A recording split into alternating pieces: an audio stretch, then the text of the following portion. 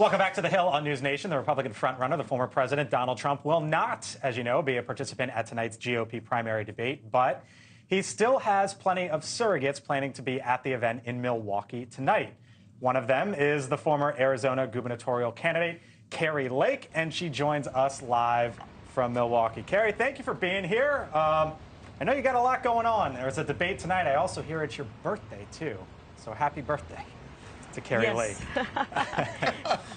I'd rather concentrate on politics than another birthday. There you go. There you go. Happy to be alive and breathing.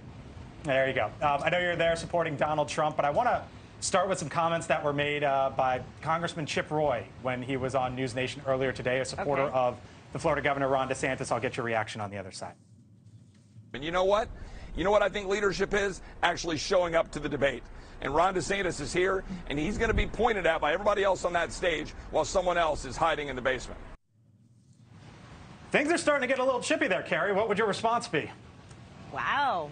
I think that President Trump has shown up. When he was involved in 2015, running in 2016, he showed up, and it was a KO knockout of 18 other candidates.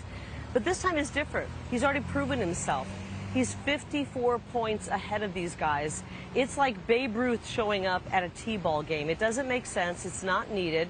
And I know for a fact he will show up and debate the person he's running against, which is Joe Biden. He'll show up any day, any time, any hour to debate Joe Biden if Joe Biden's able to even handle himself in a debate. Okay, that's interesting that you say that, Kari, because I want to bring up a tweet that you sent out earlier today, or an X, whatever it's called these days. You posted the following. Why would President Trump sit at the kids' table when he already has a seat at the biggest table in the world? Trump has nothing more to prove.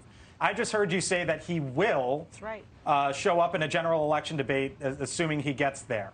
You have that on good authority that that's indeed the case? I believe he will. I absolutely know if Joe Biden wanted to debate President Trump today, he would show up and debate Joe Biden. We're already in the general election. Let's face the facts, folks. Like I said, this is the T-ball team. This is the D-list team. Some nice people, I'm sure, are involved in there, but they're not going to be they're not going to be able to topple a 54-point lead with President Trump. This is a job interview, and President Trump has already proven he can do the job. He proved it over 4 years' time when he gave us the greatest economy of my lifetime. Everybody was doing better under President Trump, Democrats, independents, and Republicans alike. We were in solid footing on a world stage. He was ending these endless wars. He brought us the Abraham Accords, peace in the Middle East. They told us we could never have peace in the Middle East. President Trump brought us peace in the Middle East. You know, Kari, he toppled ISIS, and he secured the border. You talk about the kids' table. Here was a statement from the official Trump campaign today. Quote, tonight's Republican undercard event shouldn't even be called a debate, but rather an audition to be part of President Trump's team in his second term. You're there right now on behalf of him. When you blow out those birthday candles tonight, Kari, you're going to wish for a vice presidential spot? Is that part of the ambition?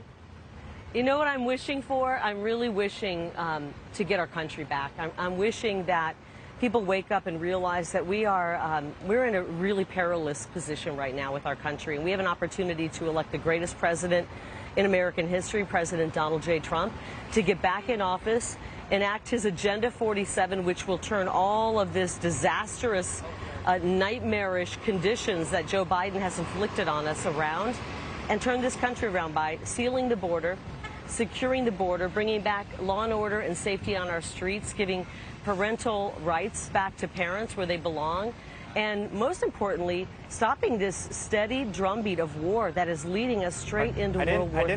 I didn't necessarily hear an answer there. Are you not interested in a VP slot? Well, I'm all about the here and now, and the here and now is we need to make sure that we are able to defeat Joe Biden, which I know. I just saw some polling showing President Trump, I think it was 3 or 4 or 5% in a general election poll, beating Joe Biden.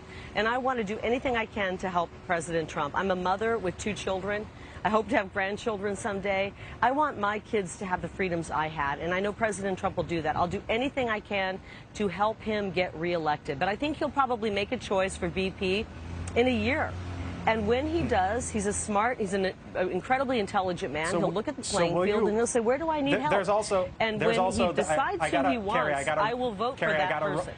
I don't mean to cut you off. I got to run, but there's also the chance that, that you could run for Senate. Will you make that decision by the end of the year? I will make that decision by the end of the year, yes. I'm seriously considering we need a senator in Arizona who will put the people of Arizona first, who will put America first, who's not a leftist who votes with Joe Biden 93 to 100% of the time. And I think Arizona is ready for that.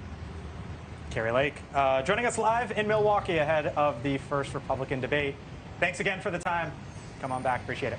Thanks for watching. Go to newsnationnow.com to find NewsNation on your television provider.